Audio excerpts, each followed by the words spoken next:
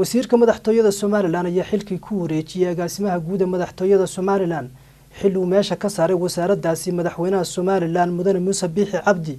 waxaana wasiirku hadal u jeediyay howlwadeennada wasaradaasi ma qabo aniguna inaan oday xun ahaa oo si xun idiin maareeyay ama idiin maamulay saaka hortiina ka faani maayo anigoo baxaya anigoo inagoo kala tegayna laakiin ismalihi si xun baad u maamushay shaqaale weynaha madaxtooyada anigu muddadii 2 sano ahayd aan wasiirka madaxtooyada ahaa runtii tacab fara badan ma gelin dhismaha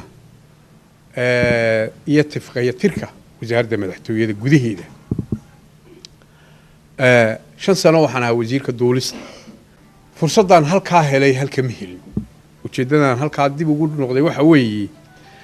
fursadii aan helay maan helin waayo 2 sano ee u dambeeyay waxaan mashquul ku ahaa hawlihii adkaa ee qaranka ee hareereeyay madaxweynaha iyo madaxweyne ku-xigeenka Jamhuuriyadda Soomaaliland waxaan madaxweynaha iyo ku-xigeenka u ahaa gacan yare